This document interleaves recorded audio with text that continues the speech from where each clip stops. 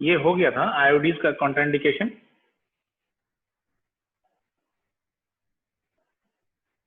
आवाज जा रही है? आप लोग किसी को बताएंगे एक बार फिर?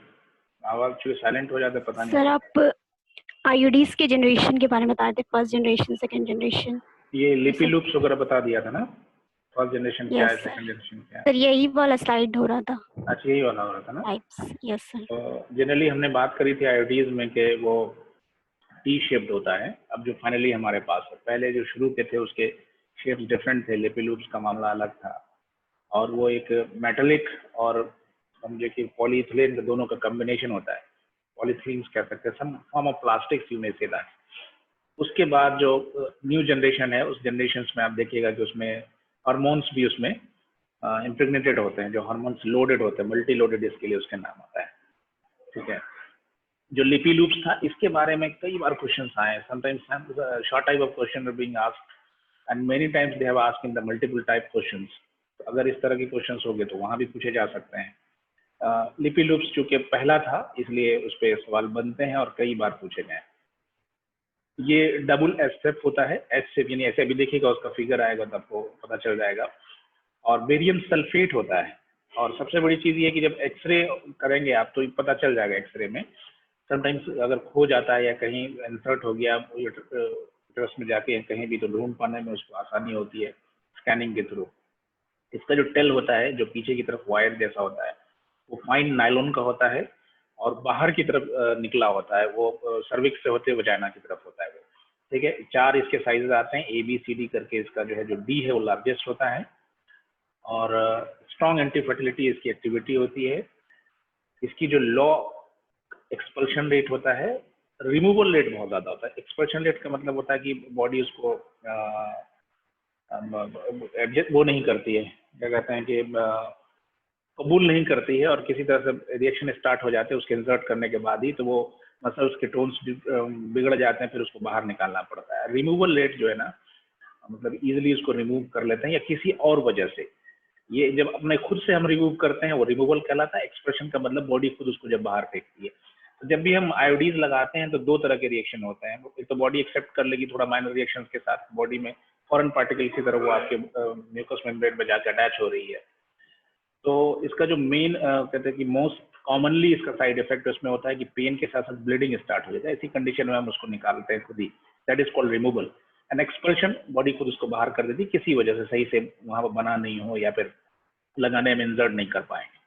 ठीक है। ज्यादातर जो एक्सपल्शन होता है वो आपको वो मल्टी पैरस में होता है।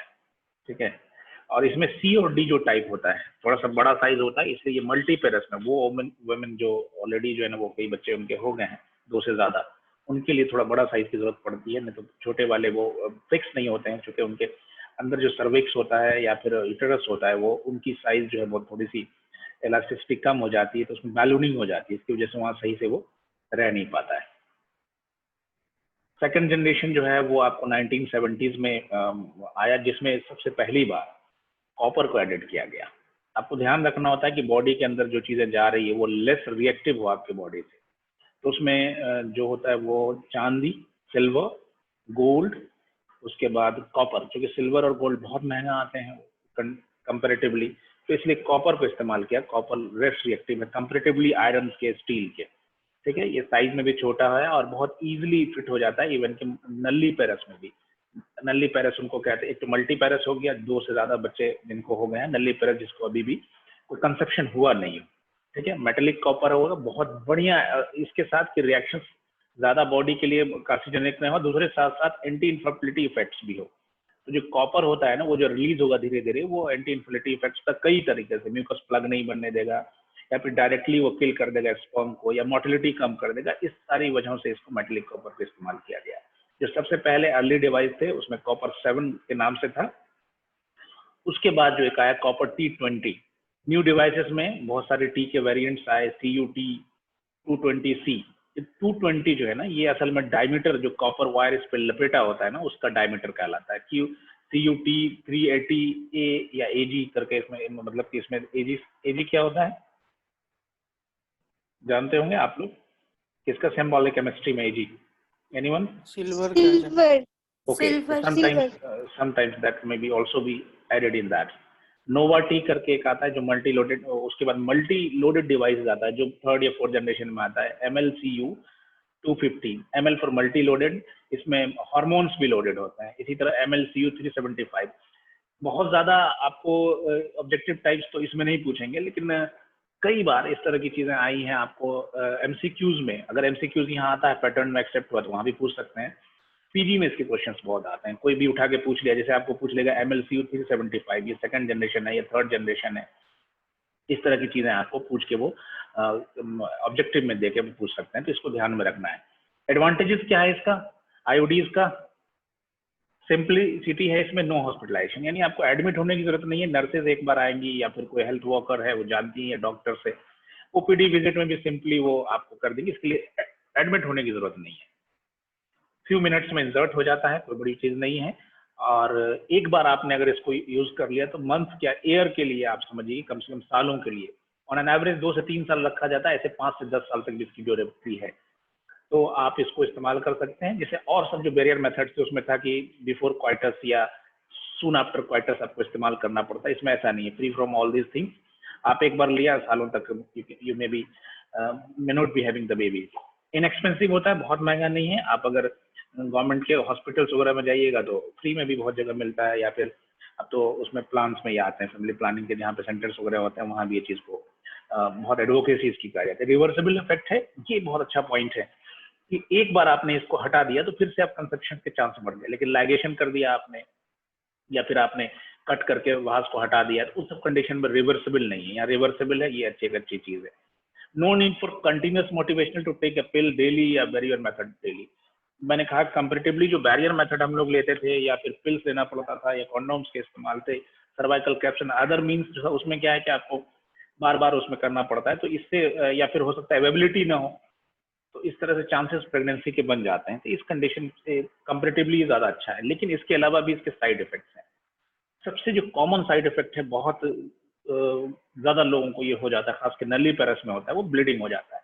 घबराना नहीं, बहुत कम अगर ब्लीडिंग है तो इस पर ज़्यादा ध्यान नहीं देना। अगर फ्रॉड बेस नहीं हुआ, ब्लीडिंग बढ़ती चली जा रही तो जल्दी से इसको रिमूव कर देते हैं। मैंने पीछे भी बताया था कि रिमूवल के जो चांसेस है वो ब्लीडिंग एंड पेन होता है। बहुत अनबेरेबल पेन होगा तो आप उसको तब भी निकाल देते हैं, लेकिन ब्लीडिंग बहुत कॉमन सबसे साइड इफेक्ट है। दूसरा साइड इफेक्ट है पेन। बहुत ज्यादा पेन हो गया, बेचैनी हो गई, बर्दाश्त से बाहर हो गया तो उसको निकाल देते हैं। पेल्विक इन्फेक्शन, अगर ऑलरेडी इन्फेक्शन है कोई पेल्विस में, उस एरिया में, या फिर आपको एग्जिट ऑफ द वजाइना या फिर आपको सर्विक्स में, इस जगह कहीं भी अगर ऑलरेडी इन्फेक्शन चल रहा है तो इस कंडीशन में आपको ध्यान देना है कि आप इसको नहीं इस्तेमाल करें। या फिर ये भी होता है कि इसके इस्तेमाल से अगर सही से आपने मेजर्स नहीं, इफेक्टिव मेजर्स नहीं लिए तो इन्फेक्शन के चांसेस बढ़ जाते हैं। खाली हाथ से छू दिया या फिर इन्फेक्टेड सर्फेस पे इसको रख दिया, या जहाँ पे प्रोसीजर कर रहे हैं वो एरिया इन्फेक्टेड हो, जिस बेड पे या फिर उस पर काउच पे लिटा रहे हैं वहाँ इन्फेक्शन, तो मे भी चांसेस इन्फेक्शन हो सकता है इसके प्रोसीजर्स के दौरान। तो उसको ध्यान में रखना है कि ये सारी चीजें ना हो, ये साइड इफेक्ट्स इसके होते हैं। यूट्राइन परफोरेशन क्योंकि पॉइंटेड होता है ये, तो अगर पहली बार या फिर पहली बार में ही अगर वो ट्रेन नहीं है दाई या डॉक्टर नर्सेज जिसके थ्रू आप करवा रहे हैं, तो हो सकता है कि आपको ट्रेस आउट नहीं मिले और ये परफोरेट करके यूट्रस में घुस जाए, उनके थिकनिंग में, वॉल में जो अंदर म्यूकस जो लेयर होती है उसकी, तो ये भी चांसेस होते हैं। लेकिन जनरली अब इतना सोफिस्टिकेटेड आता है तो बहुत ज्यादा पेनिट्रेट नहीं करता है। एंड चांसेस ऑफ प्रेगनेंसी, अगर सही से इम्प्लांट नहीं हुआ है, आपने देखा कि यूट्रस में जब इसको हम डालते हैं तो दोनों तरफ जो आपको फ्लोपियन ट्यूब जाती है उसको ये ब्लॉक कर देता है कि स्पर्म का मूवमेंट उधर ना जाए। फिजिकल बैरियर की तरह भी काम करता है। फिर वो जहाँ जिस एरिया में रहता है वहां से उसके आयंस रिलीज होते हैं, जो मेटल लगा रहता है उसका, अगर हार्मोन लोडेड है तो वो हार्मोन भी रिलीज होगा। उस दोनों के रिलीज की वजह से क्या होता है कि वहां पे ये हार्मोन्स को एक तो पहुंचने नहीं देता है, दूसरे अगर पहुंच भी गया तो किल कर देता है स्पर्मिसाइडल एक्टिविटीज की वजह से। लेकिन अगर सही जगह पे ये इम्प्लांट नहीं किया आपने, सही जगह पे इसको नहीं लगाया, तो चांसेस क्या है कि कंसेप्शन तब भी हो सकता है। तो इन चीजों से बचने के ये भी इनके साइड इफेक्ट्स में है, लेकिन अगर सही से आपने इसको जगह पे इम्प्लांट किया है तो दिक्कत हो जाएगी। एक कंडीशन होता है एक्टोपिक प्रेगनेंसी, जिसमें जो अटैचमेंट होता है जो फर्टिलाइज एग का, वो यूट्रस में इन जनरल होता है, लेकिन वहां के अलावा कहीं और हो जाए, बाहर के सरफेस पे, यूट्रस के बाहर के सरफेस पे हो जाए, या फिर ये आप फ्लिपियन ट्यूब में हो जाए तो बड़ा खतरनाक कंडीशन होता है। फ्लिपियन ट्यूब में आ जाएगा तो बहुत बहुत इमरजेंसी कंडीशन होती है मदर के लिए, बहुत इमरजेंसी कंडीशन होता है एक्टिव प्रेगनेंसी। तो उसमें होता है क्या कि बॉडी, चूंकि आपने ब्लॉक कर दिया रोड, देखा होगा अपने रोड्स में कि जब भी कहीं ब्लॉक होता है तो लोग गलियों से निकलना शुरू करते हैं। नेचुरल रूल्स है कि आपने एक वे को अगर आपने ब्लॉक कर दिया किसी वजह से, वहां जाके वो हो गया, फर्टिलाइजेशन हो गया, एक आध स्पर्म पहुंच गया, कुछ स्पर्म पहुंच के ओवम तो उधर से आएगा फॉलोपियन ट्यूब में, उसको किसी तरह से अगर फर्टिलाइजेशन हो गया फिर वो आ नहीं पाएगा यूट्रस की तरफ, क्योंकि एक ब्लॉकेज लगा हुआ है। इस कंडीशन में ये कहीं और जाके लॉज कर जाता है। मोस्ट ऑफ द टाइम ये फॉलोपियन ट्यूब में हो जाता है या फिर बाहर के सरफेस पे। तो ये कंडीशन भी है, रेयर है लेकिन ये होता है, जिसकी वजह से एक्सपल्शन रेट बहुत ज्यादा है। मैंने कहा कि अगर आपके वहाँ की टोन मेंटेन नहीं है या फिर बहुत ज्यादा सेप्टिक शॉक इस तरह के रिएक्शंस आए या फिर किसी भी वजह से उसको, चूंकि ये फॉरेन की तरह है आपके बॉडी के लिए, फॉरेन मैटर की तरह, अगर बॉडी एक्सेप्ट नहीं कर रही है तो वहाँ की मूवमेंट अपने आप ऐसी होती है कि उसको एक्सपल्ड आउट कर देती है। तो ये भी साइड इफेक्ट्स में इसके आते हैं। फर्टिलिटी आफ्टर रिमूवल कभी कभी देखा गया है, ऐसे तो इन जनरल हमने कहा था कि जैसे भी रिवर्सल रेट बहुत अच्छा है, यानी आप इसको हटा दिया, कभी चाह के नहीं अब हमको बेबी प्लान करना है, 3 साल का गैप हो गया, 4 साल का गैप हो गया, 2 साल का गैप हो गया, या जो भी डिजायर्ड गैप, उसके बाद आपने अगेन आपने चाहा कि हमको प्लान करना है बेबी। इस कंडीशन में ये होता है कि आपने इसको रिमूव करवा लिया और अब नॉर्मल आपने जो है वो मीटिंग प्रोसेस के थ्रू आप जा रहे हैं। तो अक्सर इसमें देखा गया है कि चूंकि वहाँ बहुत ज्यादा मेटालिक रिएक्शंस हो गए, हार्मोन्स लोडेड आप इस्तेमाल कर रहे हैं, तो इतना ज्यादा 2 या 3 साल या नंबर ऑफ टाइम जितना दिन में वहाँ की जो लोकल फ्लोरा होती है, ठीक है, उसको ये डिस्ट्रॉय कर देती है दो तरह से। एक तो केमिकल चेंजेस लाता है सेल्स में, और दूसरे वहाँ के सीलिया को बार बार इरिटेशंस की वजह से वहाँ जो सीलियरी मूवमेंट्स वगैरह होते रहते हैं, उन सबको इतना डिस्टर्ब कर देता है कि दूसरी बार कंसेप्शन के चांसेस कम हो जाते हैं। कई केसेस ऐसे पाए गए हैं जिसमें फर्टिलिटी ही पूरी की तरह खत्म हो गई और कंसीव ही नहीं कर पाए। इसलिए अब ज्यादा से ज्यादा रिसर्च इस पे हो रहे हैं और ज्यादा से ज्यादा लेस साइड इफेक्ट्स वाली जो केमिकल्स होते हैं या हार्मोन्स का वो रूप ड्राइव फॉर्म देते हैं जो ज्यादा इसको फर्टिलिटी को हिंडर ना करे। तो इसके भी चांसेस हैं कि उसके बाद कंसेप्शन घट जाते हैं। कैंसर एंड टेट्राजेनिक इफेक्ट, आप जानते हैं कि कैंसर होने के लिए क्या है कि बार बार लगातार इरिटेशन चाहिए सेल्स को, और सेल्स की जो ग्रोथ होती है ना वो अनवांटेड एंड बिग होती चली जाती है, डिफरेंट डायरेक्शंस में होती है। तो यही कहलाता है कैंसर फॉर्म। टेरेटोजेनिक इफेक्ट कुछ वो बाद में बात करेंगे। तो लगातार वहां पे आयनिक रिलीज की वजह से, केमिकल्स के इस्तेमाल की वजह से, फिजिकल इरिटेशन की वजह से हो सकता है कि यूट्रस की जो सेल्स है जहाँ पे अटैच्ड है उनके अंदर कैंसरस चेंजेस आ जाए। ऐसे बहुत सारे केसेस ऐसे देखे गए। टेरेटोजेनिक इफेक्ट होता है कि इसको रिमूवल के बाद जो बच्चे कंसीव कर रहे हैं तो इसका इफेक्ट इतना देर तक रहता है कि जो कंसीव किया बच्चा उसके अंदर रिमूवल के बाद आपने नॉर्मल क्वार्टर्स के बाद जो बच्चा कंसीव किया तो इतना लॉन्ग इफेक्ट होता है इसके वहां रह जाने के बाद भी, हटा लेने के बाद भी, कि हो सकता है बच्चों के अंदर टेरेटोजेनिक इफेक्ट आए, माल फॉर्म्ड बच्चा हो जाए, उसके अंदर उसको जेनेटिक प्रॉब्लम्स आ जाए, कुछ फिजिकल अपीयरेंस में नोज अलग हो गई, आंख में डिस्टर्ब या उंगली वगैरह, इस तरह के चांसेस, बहुत सारे चांसेस हैं और देखे गए हैं। मोर्टेलिटी, बहुत बार ऐसा हुआ है कि बच्चों की और मदर की, जो सेकंड बेबीज हो या भी, और खास के मदर के लिए कोई इस तरह की इन्फेक्शंस हो गई जो सिस्टमिक इन्फेक्शन में तब्दील हो गई, इसकी वजह से तो मौतें भी होती हैं, लेकिन रेयर केसेस में होता है। ठीक है। कॉन्ट्राइंडिकेशन और साइड इफेक्ट्स में दो फर्क है। कॉन्ट्राइंडिकेशन का मतलब होता है कि ऐसी कंडीशन जिसमें बिल्कुल ही इसको आपको इस्तेमाल नहीं करना है। साइड इफेक्ट में है कि थोड़ा सा साइड इफेक्ट है, some short of side effect is there but we may use them। तो कंट्राइंडिकेशन में ये मामला ये है कि एकदम एब्सोल्युटली वहां इस्तेमाल नहीं कर सकता है, कभी भी प्रेगनेंसी के केसेस में आपको इस्तेमाल नहीं करते हैं। तो इसका असर क्या हो सकता है कि जो बेबी डेवलप कर रहा है उसके अंदर टेट्राजेनिक इफेक्ट आ सकता है और भी दूसरे डेवलपमेंटल इफेक्ट, और दूसरे आप वहां पे इसको जहां इंसर्ट करते हैं वहीं तो आसपास बेबी डेवलप कर रहा होता है, तो हो सकता है कि वहां जो प्लांटेशन है वो भी हिंडर हो जाए, डिसअटैच हो जाए, अबॉर्शन के चांसेस है। तो किसी भी हाल में प्रेग्नेंट वुमेन को इसको इस्तेमाल नहीं होने देना है। वजाइनल ब्लीडिंग ऑलरेडी जिसको हो रहा है, ऐसे केसेस में नल्ली पैरस हो या फिर वो मल्टी पैरस हो, ऑलरेडी उसको केसेस किसी वजह से वजाइनल ब्लीडिंग हो रही है, इस केस में भी इसको इस्तेमाल नहीं करना है। And third thing, the cancer of the cervix, those who are already having the cancer in the cervix, the kind of cancer, बहुत कुछ लोग अभी भी आ रहे हैं, बहुत कॉमन कैंसर है वुमेन्स के लिए इंडिया में ये कैंसर ऑफ द सर्विक्स। अगर ऑलरेडी जिनको है तो उन केसेस में आप इसको इस्तेमाल नहीं करना है, क्योंकि फिर वहां जाके लोकली उस सेल के साथ ये इंटर करेगी, हो सकता है कि उसके मल्टीप्लिकेशन के चांसेस या रफ्तार को और बढ़ा दे। अगर इससे पिछली बार कोई एक्टोपिक प्रेगनेंसी हुई है, अब मैंने कहा कि इसके फिजिकल प्रेजेंस की वजह से एक्टोपिक प्रेगनेंसी के चांसेस बढ़ जाते हैं।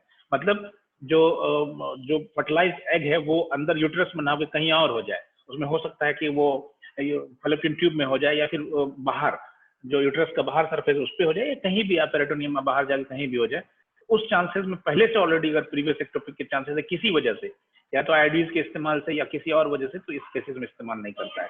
एनीमिया, पहली जो इसकी सबसे पहली साइड इफेक्ट थी आपने देखा था, जो कॉमन साइड इफेक्ट था वो है ब्लीडिंग। ऑलरेडी ब्लीडिंग हो रही हो तो उसको इस्तेमाल नहीं करना है, और ऑलरेडी एनीमिक हो किसी वजह से, खून ऑलरेडी बॉडी में कम हो, आपने आयोडीज लगा दिया, उसकी वजह से बहुत सारा ब्लड लॉस हो गया था और उनको दिक्कत हो सकती है। So in the case of anaemia we are having the contraindication condition of wire. Menorrhagia, menorrhagia क्या होता है, कोई बताएगा?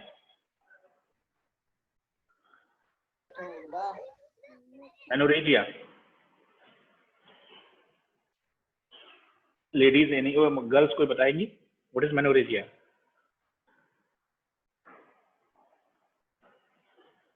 हेलो, आवाज जा रही है आप लोगों को? मेनोरेजिया नहीं जानते आप लोग क्या कंडीशन है? Menorrhagia, metrorrhagia, oligomenorrhoea, sorry yes oligomenorrhoea, सब नहीं जानते आप लोग? हेलो, आवाज जा रही है आप लोग को? सर लैक ऑफ मेंस्ट्रुएशन को बोलते हैं मेनोरेजिया।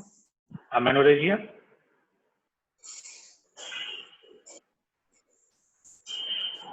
बोलिए, कोई भी, गर्ल्स को तो जानना चाहिए। हेवी और प्रोलॉन्ग ब्लीडिंग को कहते हैं मेनोरेजिया। And metrorrhagia?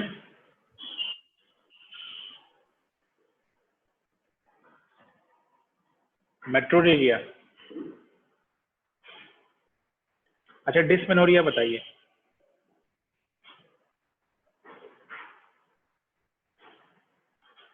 आवाज नहीं आ रही है, सही में नहीं जानते आप लोग? ओके लीव इट, ये कभी कंडीशन आएगा तो मेनोरेजिया में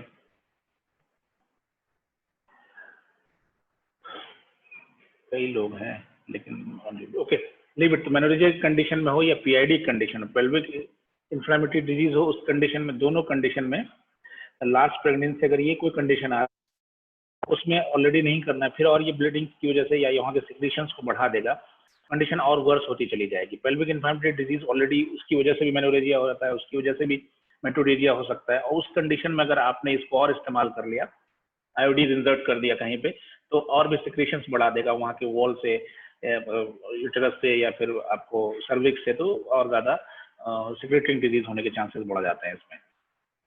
फ्लूरेंट सर्वाइकल डिस्चार्ज आ रहा हो, फ्लूरेंट मतलब होता है कि बदबूदार सड़ा हुआ। इन केस ऑफ जो ये मेनोरेजिया वगैरह कंडीशंस होती है तो समटाइम्स ऐसी कंडीशन हो जाती है कि उसमें जो डिस्चार्जेस होते हैं वो उसके अंदर ताफून हो जाता है, इन्फेक्शन हो जाता है। इन्फेक्शन बहुत दिन तक अगर अंदर रहेगा तो उस कंडीशन में उसमें सड़न जो बदबू आ जाती है, दैट इज कॉल्ड फ्लूरेंट। ऑलरेडी जो डिस्चार्ज हो रहा है इसका मतलब pathology somewhere in the cervix, in the uterus कहीं न कहीं है।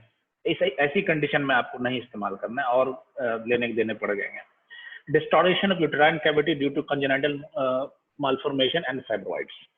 कुछ यूटेरस जो ना ऑलरेडी दिखेगा, यूटेरस की जो नॉर्मल पोजीशन होती हैं उससे अलग होती है, कंजेनिटली ही डिस्टॉर्टेड होते हैं, नेक घुमा हुआ होता है उनका, या फिर लेफ्ट की तरफ होती है, बैक की तरफ हो रहा है, या फिर सीधे उसको सर्विक्स से एंट्री आपको नहीं हो के एकदम बैकवर्ड की तरफ से होती है। वो कुछ उनमें कंजेनिटल एब्नॉर्मलिटीज होती हैं गर्ल्स में, जिनके अंदर यूटेरन कैविटी जो है वो नॉर्मल नहीं होती है। उस कंडीशन में अगर सही से आप ट्रेस आउट करके भी कोशिश करेंगे तो वॉल में जाके पीछे आप नहीं उसको लोकेट कर पाएंगे, तो फिर उसमें परफोरेशन के चांसेस बढ़ जाएंगे और भी एब्रेजन्स हो सकते हैं। तो इस सारी कंडीशन में, या फिब्रॉइड्स ऑलरेडी है, फिब्रॉइड जो छोटे छोटे उसमें उसके अंदर जो है ग्लैंड्स टाइप के निकले होते हैं अंदर वॉल में, तो उस कंडीशन में भी आपको इंजर्शन में दिक्कत होगी, तो उसमें हो सकता है कि परफोरेशन के चांसेस ऑफ ब्लीडिंग और बढ़ जाए। तो ये जो येलो वाले एनीमिया से जितने नीचे आ रहे हैं, इन सारी कंडीशंस में आपको कंट्राइंडिकेशन के ये समझिए कि ये कंडीशन बहुत खतरनाक है, इन कंडीशन में बिल्कुल ही आपको नहीं करना है। And the last point is that unmotivated person, the girls who are being ready for that, IUDs are must be motivated well, otherwise दिक्कत ये हो जाएगी कि अगर साइकोलॉजिकली आप उसके लिए तैयार नहीं है, रिमूवल के चांसेस बढ़ जाते हैं, ब्लीडिंग भी हो सकती है, या फिर रिमूवल हो जाए, या रिमूवल के दौरान और भी कोई पैथोलॉजी उसको, या एक्सीडेंट्स हो सकते हैं। देखिए ये लेपी लूप्स का शेप है, डबल एस शेप आपने बताया था कि डबल एस की तरफ से, ये पहला जो इस्तेमाल हुआ था वो था, और आज की कंडीशन में टी शेप में इस्तेमाल होता है। पहले ये दूसरा देखिए, पहला ये था, उसके बाद लेफ्ट वाला ये आया जो कॉपर 7 करके था, वो वाला था, उसके बाद अब ये फाइनली टी शेप में आ रहा है।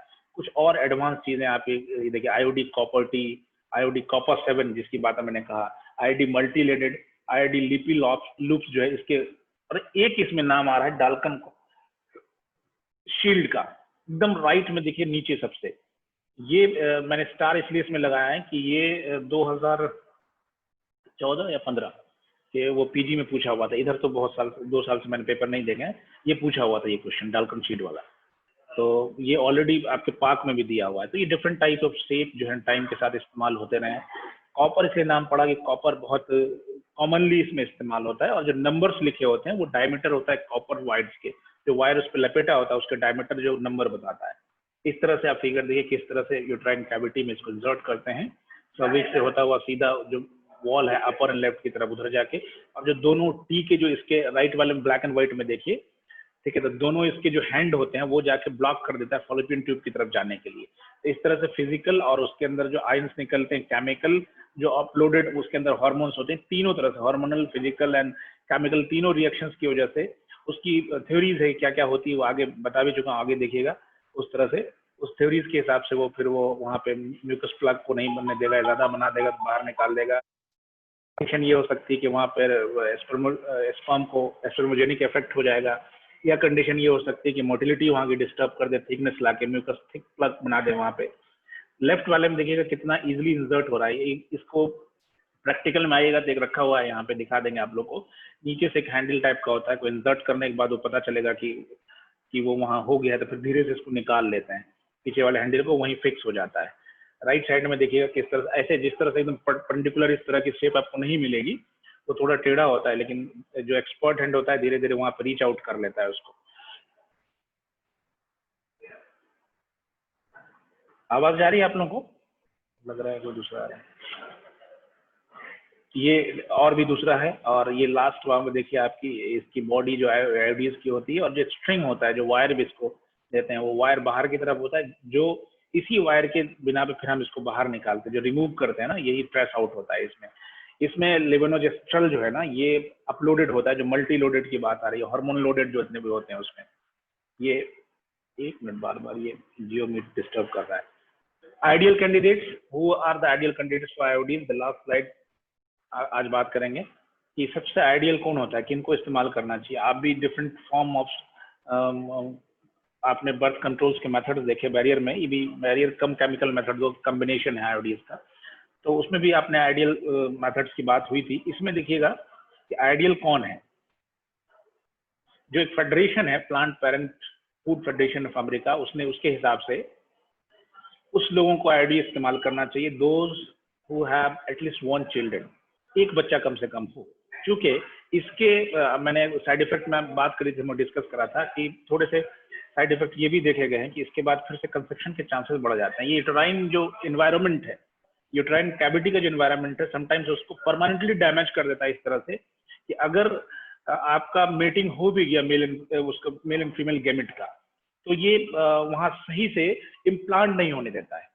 क्योंकि ओवरऑल जो मिजाज होता है ना रहम का, वो बहुत जरूरी होता है। मिजाज बनता है किससे? एनाटॉमी एंड फिजियोलॉजी से, मतलब कि वहाँ का स्ट्रक्चर सही हो, उसके अफाल सही से सादिर हो रहे हो। ये दोनों कंडीशन में कुछ भी चेंजेस आ जाए, या तो उसको फ्लोरा को डिस्टर्ब कर दे, उसके डिस्टर्ब होने वजह से वहाँ पे अगर फ्लोरा डिस्टर्ब हो गई तो उसकी वजह से क्या होगा कि वहाँ पे सही से मूवमेंट नहीं होगा स्पर्म का, जो सही से ट्रैक आउट नहीं कर पाएगा, रीच आउट नहीं हो पाएगा फॉलोपियन ट्यूब पे। अगर हो भी जाता है तो ये इम्प्लांट नहीं होगा। इसलिए जरूरी है कि पहला चाइल्ड हो जाए, उसके बाद सेकंड टाइम से इसको इस्तेमाल किया, अदरवाइज ऐसा ना हो कि इनफर्टिलिटी हो जाए और वो कर भी ना पाए।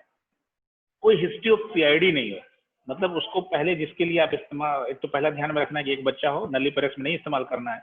दूसरा, पीआईडी की हिस्ट्री ना, पेल्विक इन्फ्लेमेटरी डिजीज ना हो, क्योंकि इन्फ्लेमेटरी कंडीशन जब होती है पेल्विस में, वहाँ ऑलरेडी आप इसको इंसर्ट कीजिएगा तो इसकी वजह से हो सकता है इन्फ्लेमेटरी कंडीशन और फ्लर अप हो जाए, तो इसको इस्तेमाल नहीं करना है। नॉर्मल मेंस्ट्रुअल पीरियड हो, मतलब जो एक साइकिल होती है 28 दिन की, उस 28 दिन में जो उसके जो है सेक्रेटरी फेज और वो दोनों फेज, लुटियल फेज, ये सारी फेज मेंटेन हो, ठीक है, नॉर्मली हो रहा है। अगर किसी को ऑलरेडी शॉर्ट हो रही है या लॉन्ग हो रही है, उस कंडीशन में इसको इस्तेमाल नहीं करना है। And those who are willing to check the IUD tail, वो इस तरह से उसको ट्रेन करना है कि वो अपना आईओडी टेल जो है चेक कर ले, विलिंगनेस हो वही करे इसको। Has access to follow up and treatment of potential problem, अगर बीच में कोई दिक्कत आ जाए तो वो ऐसी जगह पे हो कि वो नर्सेज से जाके या डॉक्टर से जाके सलाह ले सके। कभी ब्लीडिंग बहुत ज्यादा हो, पेड़ू में कहते हैं दर्द बहुत ज्यादा हो जाता है, या फिर खून बहुत ज्यादा निकलने लगा, या और भी ईचिंग की कंडीशन स्टार्ट हो गई, तो इस कंडीशन में वो जाके जल्दी से डॉक्टर से मिलने लायक, एकदम सुदूर इलाके में हो, डॉक्टर से मिलने का इरादा भी नहीं, ऐसी कंडीशन में आप देंगे तो लेने देने पड़ जाएंगे। And those who are having the relation with a single partner, इस कंडीशन में इसको इस्तेमाल कर दी। In case you are having the relation with the multiple partners, those who are having the relation with the multiple partner, those who are sex workers, उनको advice करना है कि ये चीज आप इस्तेमाल ना करें। इसकी वजह से इन्फेक्शन के चांसेस, क्रॉस इन्फेक्शन के चांसेस वो ये रोक नहीं पाता है, उससे वो कंडीशन से वर्स होती चली जाएगी। And the last thing regarding this, not last, थोड़ा सा टाइमिंग ऑफ इंजर्शन पे बात करेंगे। प्रेगनेंसी जो प्रोडक्टिव ईयर्स होते हैं उनके 15 से 45 में कभी भी आप इस्तेमाल इसको कर सकते हैं, सिवाय प्रेगनेंसी के। पीछे भी जो बात हुई थी, ड्यूरिंग मेंस्ट्रुएशन क्या होता है कि आप अगर इसके दौरान इस्तेमाल कर देते हैं तो बहुत रिलैक्स होती है मसल्स वहाँ की, ठीक है। जो मायोमेट्रियल जो होती है, अंदर की जो लेयर होती है, जो थिक लेयर होती है, उसकी मायोमेट्रियल पहले तो म्यूकस लेयर वाली है, उसके अंदर जो पहली मस्कुलर लेयर होती है यूट्रस की, that is called myometrial muscles. तो वो जो लेयर होती है ना, वो थोड़ी मतलब रिलैक्स होती है जिस वक्त मेंस्ट्रुएटिंग कंडीशन होती है। शेड अप होती है लेयर तो उस वक्त रिलैक्स होती है, वो सेक्रेटरी फेज में होती है।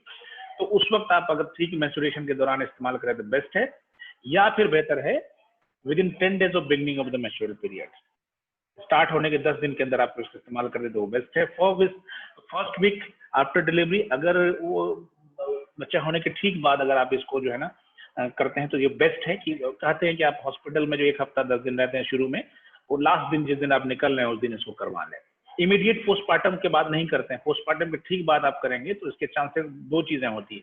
एक तो परफोरेशन के चांसेस हो जाएंगे, क्योंकि सारे जो स्ट्रक्चर्स होते हैं, जो इंटरनल कंडीशन होता है आपको यूटेरस का या फिर सर्विक्स का, ये सब अलग कंडीशन में होती है। फिजियोलॉजिकली बहुत चेंजेस उसमें आई होनी होती है, बैलूनिंग हो जाती है, इधर से उधर स्ट्रक्चर्स के सही साइज अपनी जगह पर नहीं होती। इस कंडीशन परफोरेशन हो सकता है, क्योंकि आप ट्रेस आउट नहीं कर पाएंगे कि कहाँ पे सर्विक्स सेंटर करना है और रियल वॉल कहाँ पे है। दूसरे कि थोड़ी सी कंडीशन, क्योंकि अभी भी डिलीवरी हुई है तो अंदर एक ब्लीडिंग कंडीशन बनी रहती है, और जो बेयर पार्ट है, इंटरनल लेयर है उसका, यूटेरस का, कहीं ना कहीं वो छिला हुआ रहता है, या फिर वहाँ पे अभी भी रेमिनेंट्स थोड़े होते हैं उसके क्या कहते हैं कि प्रेगनेंसी के ठीक बाद के। तो इस कंडीशन में आपको एक्सपल्शन रेट बहुत ज्यादा होता है। परफोरेशन अगर हो गया, ब्लीडिंग स्टार्ट हो गई तो फिर और खतरनाक हो जाएगा। कन्वेंशनल टाइम जो सबसे अच्छा टाइम है, पोस्ट परपेरियल इंजर्शन कहता है, डिलीवरी के 6 से 8 वीक्स के बीच में सबसे अच्छा टाइम है कि इस बीच में आप करें तो ज्यादा बेहतर है। वो जिनके लिए हॉस्पिटल बहुत दूर ना हो उनको तो यही टाइम करना चाहिए, नहीं तो अगर दूर हॉस्पिटल हो तो 1-10 दिन के बाद वो करवा लेना चाहिए, ठीक है। Immediately after legally induce first trimester abortion, ठीक है। अगर फर्स्ट ट्राइमेस्टर में अगर कोई लीगली एबॉर्शन की वजह बन गई है, लीगली वो कंडीशन कहलाती है जिसमें माँ को या बच्चे को कोई ज्यादा बड़ा खतरनाक उनके अंदर जो है चेंजेस आने वाला होता है, अगर प्रेगनेंसी कंटिन्यू करते हैं तो वो फिर वो मेडिकल कंडीशन कोई आ जाती है मदर एंड बच्चे के लिए, तो लीगली एबॉर्शन होता है। उस कंडीशन में अगर फर्स्ट ट्राइमेस्टर में लीगल आपको एबॉर्शन हो गया तो उसके ठीक बाद भी आप इस्तेमाल कर सकते हैं, but immediately after second trimester abortion is not recommendation. अगर सेकंड टाइम, ध्यान रखिएगा, कभी कभी आपको वाइवा में क्वेश्चन पूछ सकता है कि एबॉर्शन के बाद कब करें, तो फर्स्ट ट्राइमेस्टर में अगर कोई एबॉर्शन हो गया तो उसके बाद तो बेहतर रहता है कि आप इस्तेमाल करने तुरंत बाद। लेकिन अगर सेकंड टाइम में एबॉर्शन हुआ है, सेकंड ट्राइमेस्टर में एबॉर्शन हुआ है, तो उसमें आपको इस्तेमाल नहीं कर सकता है। The next class we will talking about the follow up and other things, the rest of the things regarding इस। मुझे लगता है एक क्लास और लगेगा इसको कंप्लीट करने में। कुछ सवाल हैं आपके मन में तो आप पूछ लीजिए, तो नेक्स्ट क्लास में आप लोग कंटिन्यू करें। हो सकता है आप लोग के एग्जाम जो जिन लोगों की बात थी वो असल में पिछले जो सैटरडे था या फ्राइडे था, फ्राइडे को शायद था, तो उस यूनिवर्सिटी से कॉल आया था कि उसके हिसाब से मुझे लग रहा है कि शायद वो आजकल में आप लोग की डेट आ जाएगी। लेकिन आज आए और कल आए, डेट जो हम लोग ने दे रखा है वो 2 तारीख से 5 तारीख तक।